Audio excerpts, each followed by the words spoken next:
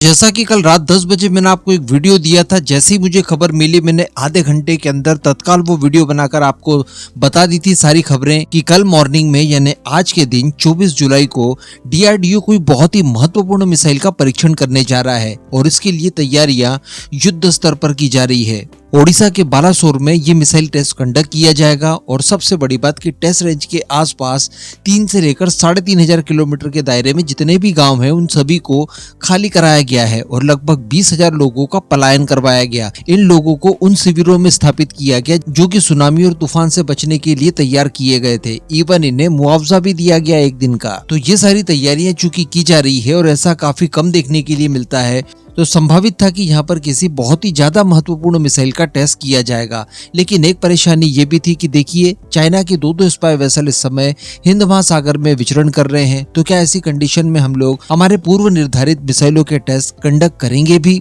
या फिर सीक्रेसी दांव पर लग सकती है? इस बात को मानक मानते हुए हम लोग मिसाइल टेस्ट कैंसिल कर देंगे। लेकिन चूंकि ये सारी तैयारियां की जा रही थी तो ऑब्वियस सी चीजें दिखाई दे रही थी कि हर हाल में डीआरडीओ यहाँ पर मिसाइल का परीक्षण करेगा। अब बात आ जाती है कि कौन सी मिसाइल का परीक्षण किया जाएगा। ऑब्वियसली इतनी तैयारियां छोटी मोटी मिसाइल के लिए तो नहीं की जा सकती।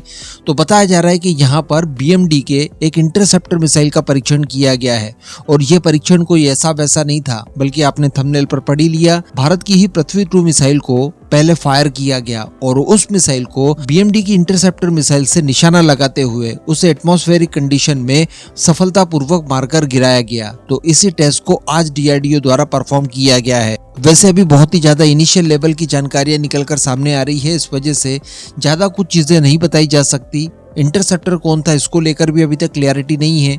संभवतः यहाँ पर एड-1 मिसाइल ही हो जिसका कि एक बार पहले भी हम लोग टेस्ट कर चुके हैं और ये बीएमडी के सेकंड फेज का एक इंटरसेप्टर होगा जो कि एटमॉस्फेरिक कंडीशन में और एटमॉस्फेयर के बाहर भी बिल्कुल शुरुआती चरण में किसी न्यूक्लियर बैलिस्टिक मिसाइल को निशाना बना सकती है। इसके बाद एड-2 मिसाइल आएगी जो कि एक्सो एटमॉस्फेरिक कंडीशन में यानी एटमॉस्फेयर के ऊपर जाकर भी बहुत ज्यादा ऊपर जाकर इवन किसी न्यूक्लियर बैलिस्टिक मिसाइल को मारकर गिरा सकती है।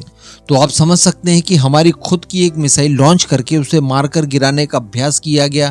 तो ये टेस्ट अपने आप में कितना ज्यादा महत्वपूर्ण हो जाता है। ऑब्वियसली क्योंकि इसी इंटरसेप्टर के भरोसे हमारे पूरे देश की सुरक्षा टिकी हुई है। पाकिस्तान हो, चाइना हो, इस तरह के देश जब भी किसी तरह का न्यूक्लियर अटैक करने की कोशिश करेंगे तो उनकी रोकथाम के लिए यही इंटरसेप्टर हमें शील्ड प्रोवाइड करवाएंगे और किसी भी तरह से न्यूक्लियर हमला भारत के ऊपर नहीं होने देंगे। तो वीडियो में एक बार फिर से प्ले कर देता हूँ। इस समय एग्जैक्टली जो वीडियो आप देख रहे हैं ये वीडियो उसी टेस्ट से संबंधित बताया जा रहा है। बाकी हम लोग उम्मीद करेंगे कि जिस तरह से अमेरिका या फिर इजराइल वगैरह ये लोग एनिमेशन और बाकी कई सारी टेक्नोलॉजीज के साथ अपने टेस्ट वगैरह के प्रॉपर वीडियोस वगैरह अपलोड करते हैं अक्सर, तो कुछ इस तरह की चीजें इस बार डीआरडीओ भी करे। जैसा कि लास्ट टाइम हम लोगों ने आकाश सिम का देखा था जब उसने एक साथ 4 ड्रोन्स को इंटरसेप्ट किया था। तो इस तरह का कुछ एनिमेटेड वीडियो एक्सपेक्ट जरूर किया जा सकता है। बाकी उपलब्धि की अगर बात की जाए तो ये बहुत बड़ी उपलब्धि है। इसे अगर आपको समझना हो तो कुछ ऐसा समझिए कि पहले हम लोग इजराइल से उसके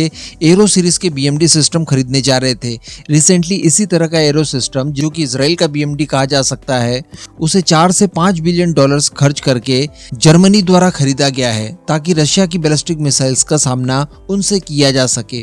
तो सोचिए वही सारी चीजें हमने खुद ने डेवलप की और खुद उस टेस्ट को रियल कंडीशन में परफॉर्म करके मिसाइलों का परीक्षण किया। तो ये अपने आप में वाकई में एक बहुत ही बड़ा इवेंट था। इस पूरे मुद्दे पर अब आपका जो भी मानना हो नीचे कमेंट करके जरूर बताइएगा।